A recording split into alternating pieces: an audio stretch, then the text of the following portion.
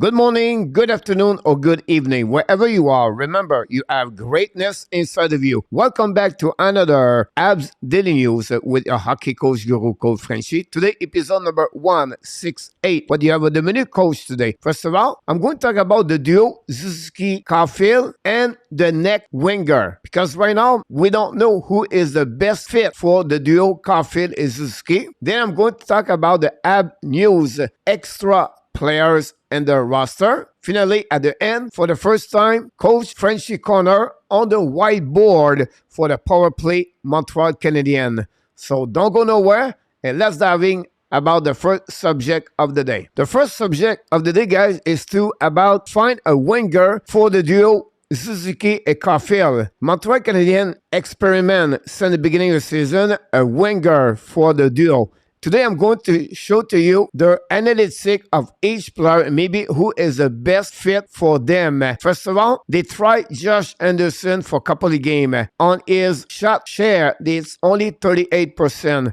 The high danger chance share, they are at 15%.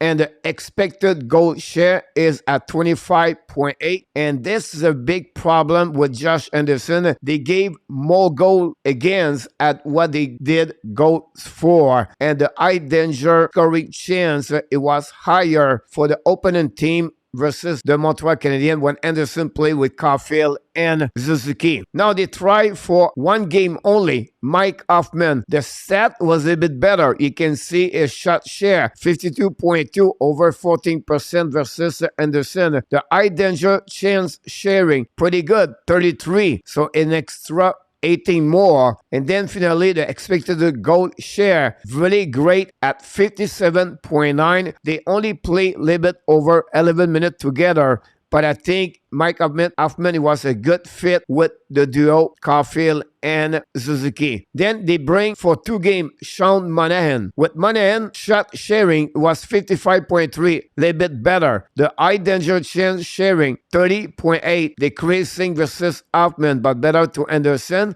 And the expected goal sharing, it was between Anderson and Hoffman. So overall, Monahan was not too bad, but I think he was maybe not the best winger fit with them.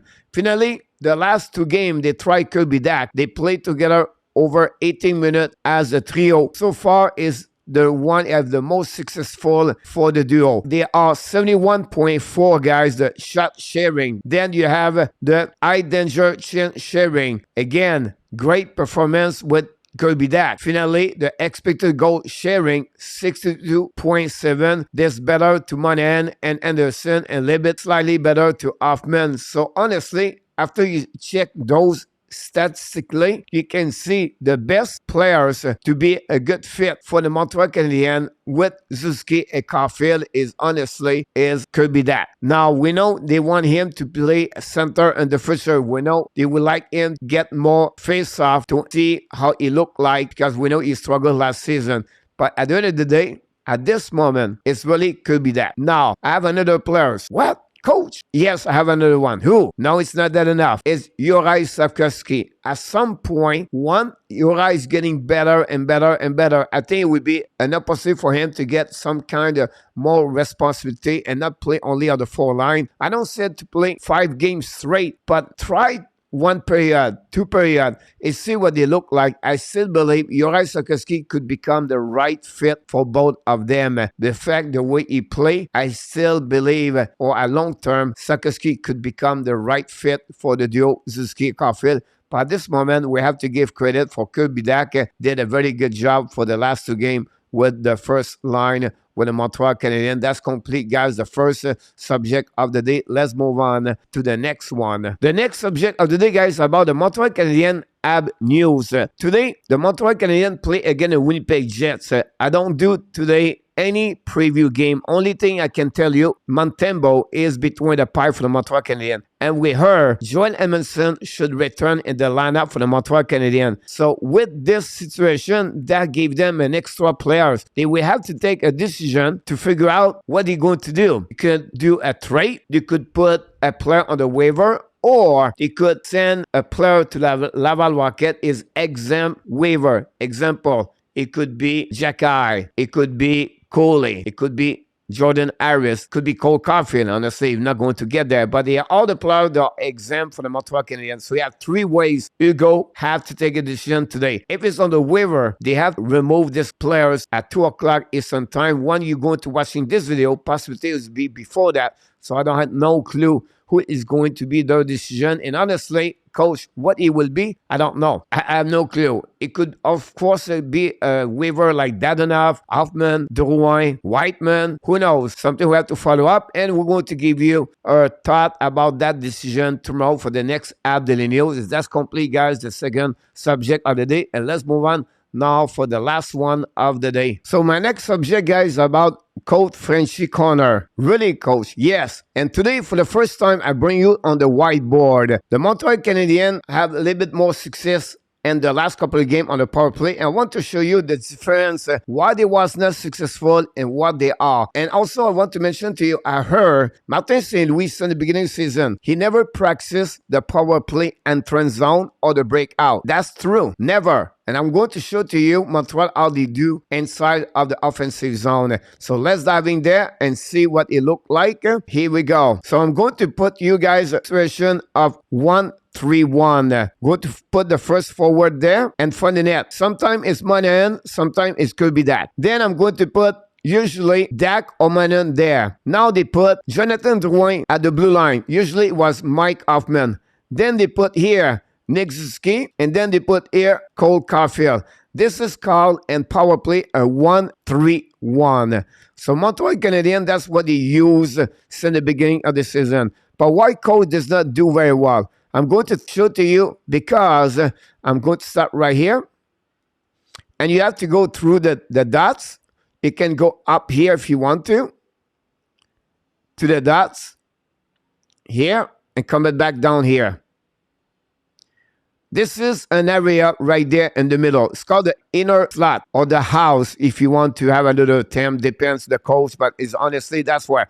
Or it's called in it, and then it's say the high danger scoring chance. But unfortunately for the Montreal Canadiens guys, since the beginning of the season, they never go there. They always go on the periphery. So we're talking, so I'm talking about the outside dots right there. They show the puck always here, always here, and always here.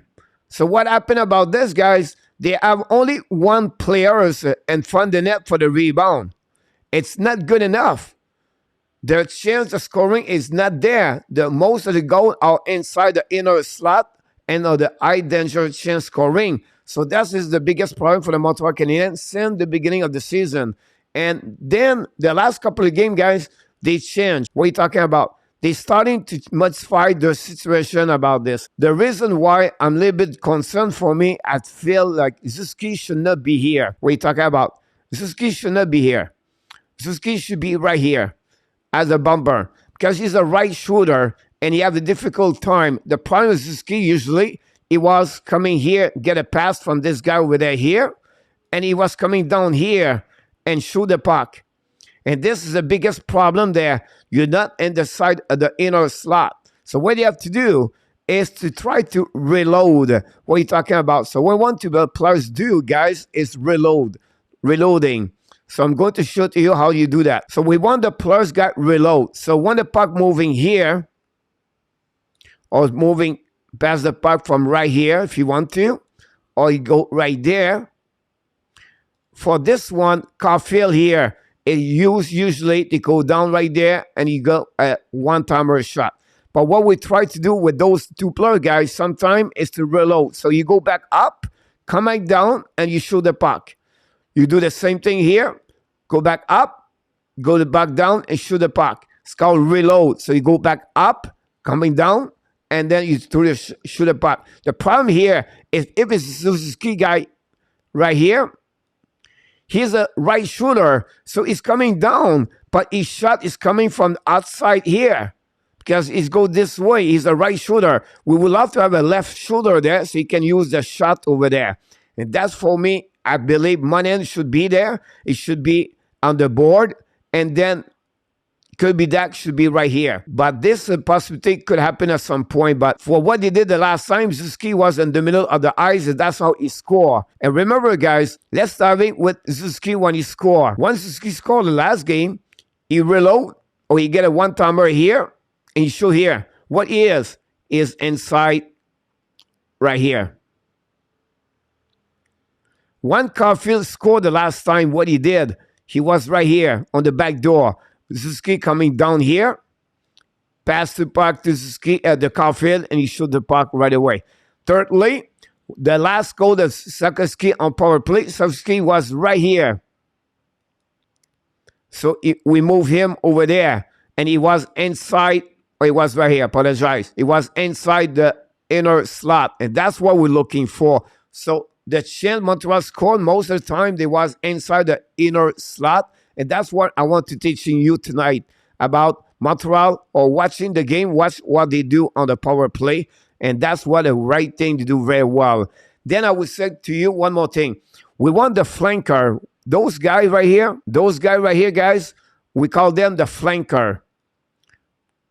And we want them at some point, they have to move. We don't want them to be stationary. We want them to go down,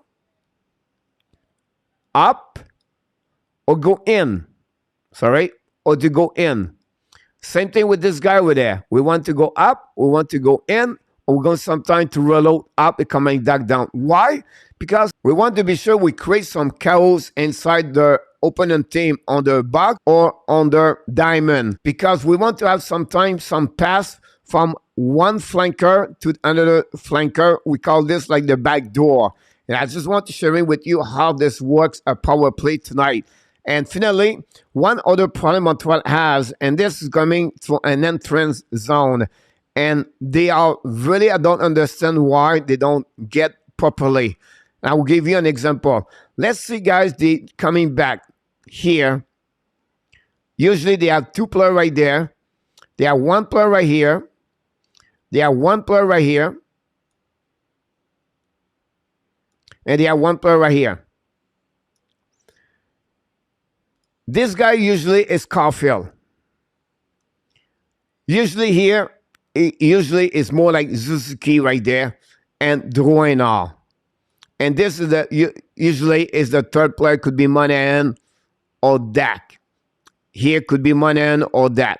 But what I want you to focus, guys, is here on the Suzuki. He's a right shooter.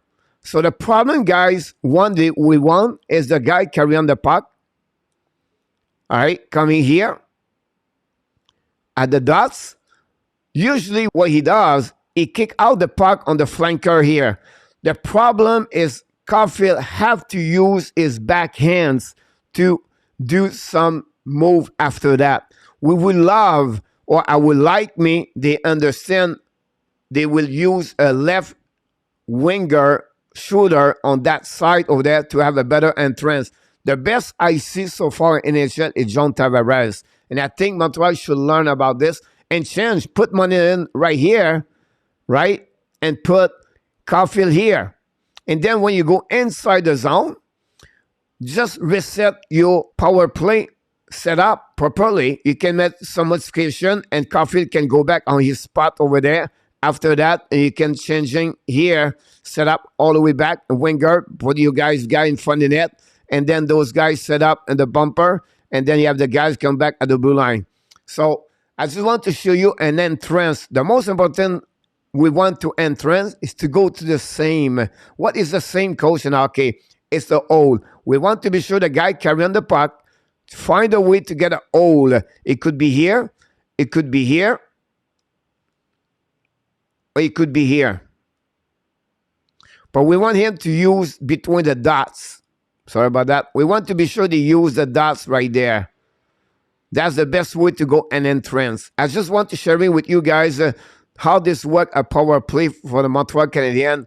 I just give you another idea why they are now successful compared they was not before that. And I think hopefully, guys, you enjoyed this whiteboard. If you want to know more, you want to know about other subject, about the hockey system concept, it's not structure, it's all the same word. At the end of the day, it's the same system. 1-2-2, 1-3-1, overload, umbrella, defensive zone coverage, box plus one. You can use a swamp, and you can use a man-to-man. On offensive zone, we can play a 2-1-2 for checking, or could play a 1-2-2 for checking. We can use on the neutral zone a 1-2-2, or can use a 1-1-3. It's front time on PK. We can use a 1-3. We can do a 1-1-2. You have other things you can learn so much on the whiteboard. If it's something you would like to hear from me, please let me know. I would love to show more the whiteboard. And this concludes, guys, another episode of App Daily News.